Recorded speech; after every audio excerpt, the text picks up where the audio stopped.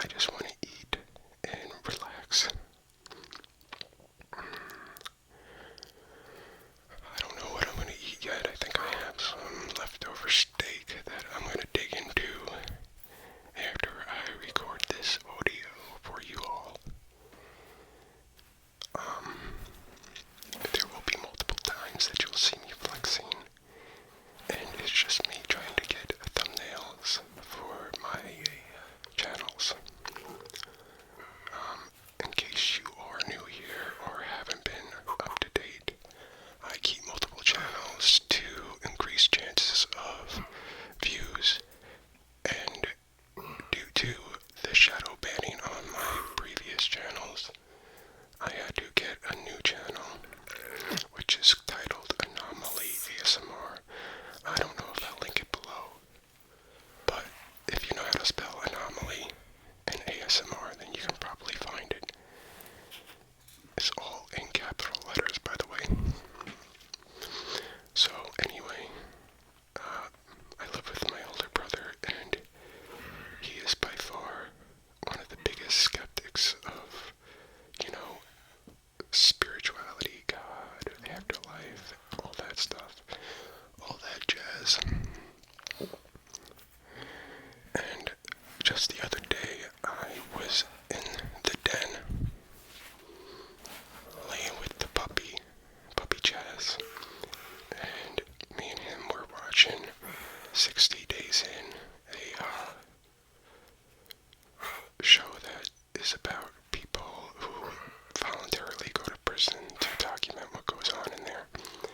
Anyway, I elaborate on the story due to airtime.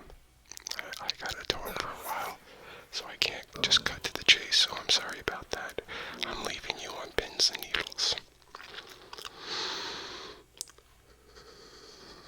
So I'm sitting there, I'm scratching the belly of the pup. Me and him are talking, and in the corner of my eye, I see a shadow by the laundry room. And I just said, "What the fuck?" And I looked over, and there was nothing there. And I was like, okay. And my brother said to me, "Yeah, I see shadow figures all the time by a sewing machine. It's an antique sewing machine that was my great-great-grandfather's great-great-grandpa. And it's been around since, it has to be before 1920. It's been a long time.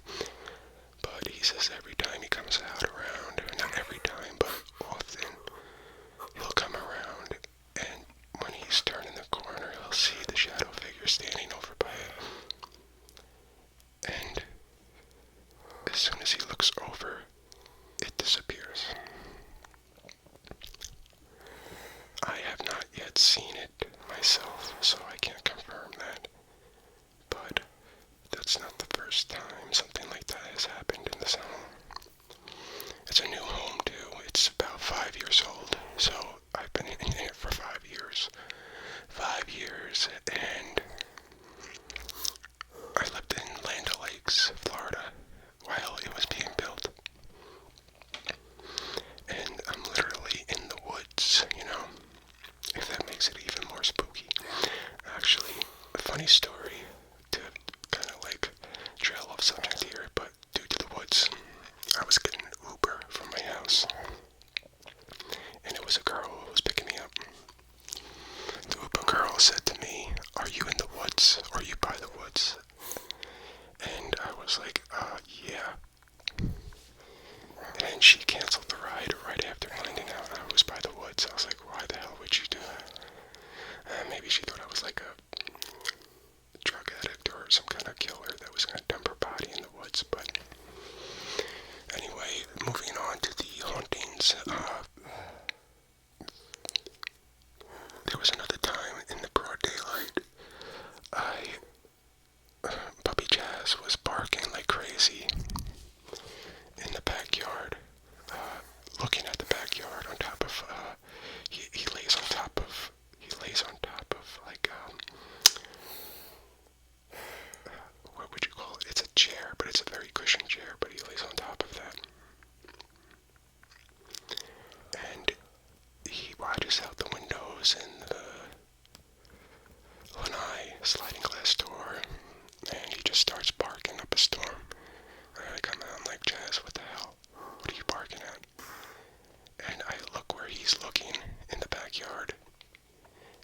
see a person walk by dressed in like, the best I can describe it, it looked like a mailman with like a hard hat on, almost like a safari hat, weird, and it walked really fast by the grill and disappeared by a window in a breakfast nook. I quickly looked out every window and then went outside, and there was nothing there. Not a single thing. And, of course, the outside camera didn't pick this up at all. It actually malfunctioned. Isn't that weird how anything paranormal, when it happens, something malfunctions? Almost like it purposely screws with your video audio equipment. So you just have to use your words to describe what happened, word by mouth, you know, and it leaves the paranormal world open, completely, like a mystery. That's the word I was looking for, a very complete mystery. So that was once another thing that happened. And let me clarify, when nobody was out there, there's no way in either direction would not see somebody moving when I went in the backyard, because the backyard's big. I would have caught them sprinting somewhere, or like I would have caught a glimpse of them, is what I'm saying. I definitely would have caught a glimpse. There have been multiple times when I fall asleep here, and I'll wake up and just start cursing at whatever I'm cursing at behind my bed. If you remember my older videos, there's a little ring. It's not a little one, it's a big ring light, and that's all behind my bed. So there's a large amount of, well, not a large, but there's a good amount of space behind there, enough for me to stand there and sit there and shoot. I can even do push-ups over there. And I often wake up cursing at completely nothing. I don't know, I don't want to say what I say, but you can imagine it's aggressive cursing, not like what the, more like, get the out of here, you mother, or I'm gonna you up, something like that. But yeah, that happens often. It's weird. It would happen back in New York maybe once a year, maybe. I'd wake up out of the dead sleep and start cursing at nothing. But here it happens a good 5 to 6 times a month. I don't know if that's just a coincidence or just me getting older with weirder dreams. I don't know. Anyway, moving on and keeping this story going. Another experience I had while in my bathroom. This was about a year into the move. There was this ember floating around in my bathroom, and it looked like, a fire ember. And I thought it was my phone. I put my phone down, trying to see if the light of my phone was playing a trick. And I've watched this thing float around almost intelligently. Not like falling to the ground. It had its own pattern or path. Kind of like a zigzag and up or down, and then it floated into my shower and slowly just faded away. And before this, about, I don't know, a month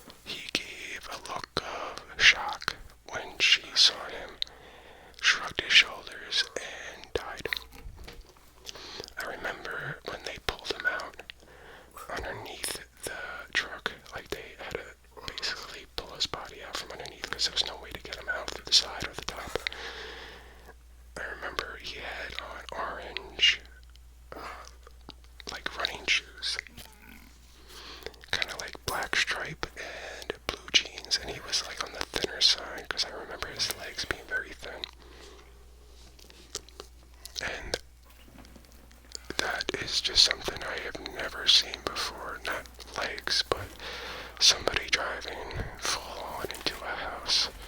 It's just very weird. And then a month later, that's when I saw the number. Another time I had something happen.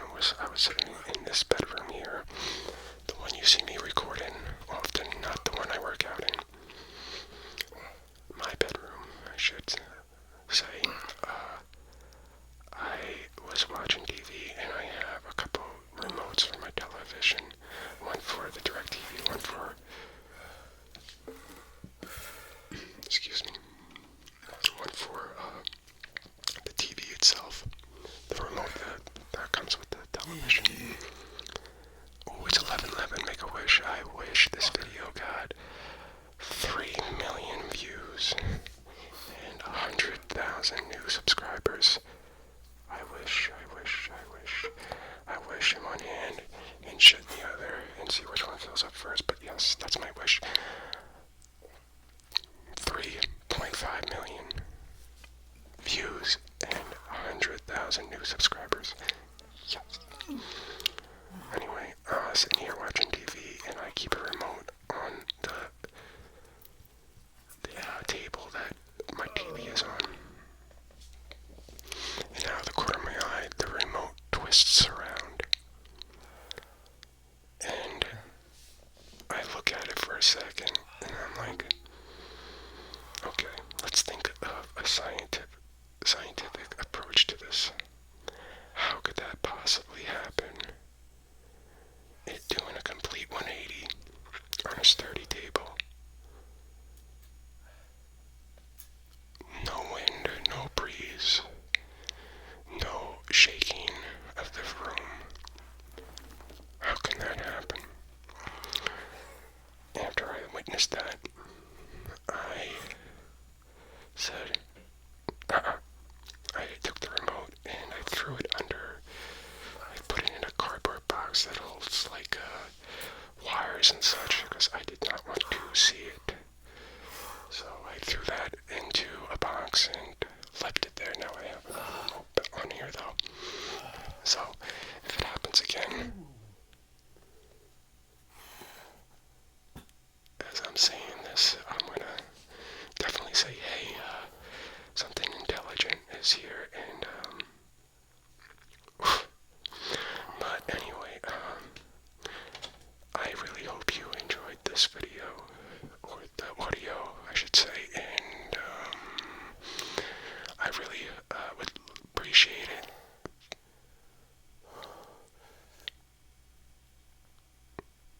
I thought I heard something. I would really appreciate if you comment anything. It could be anything: a heart, a thumbs up, a laugh emoji, and a like. It really helps with the YouTube algorithm.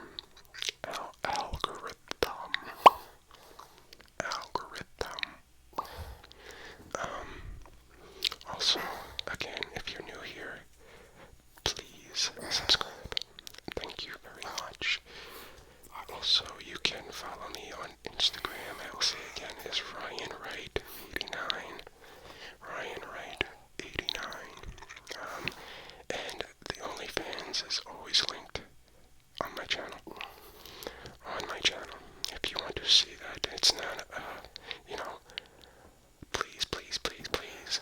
I would rather you subscribe to my YouTube channel than there, because I have a few more minutes to kill here. So the reason behind OnlyFans is it was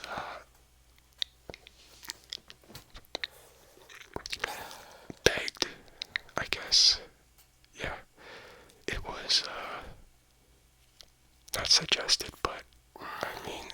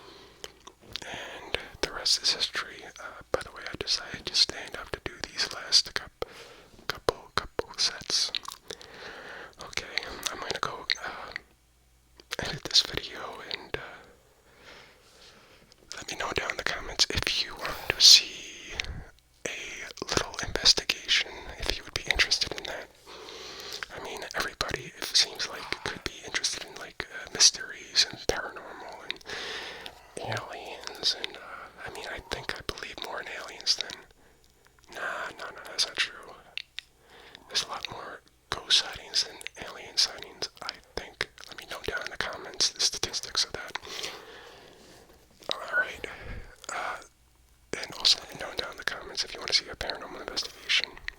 Thank you for watching, and good night.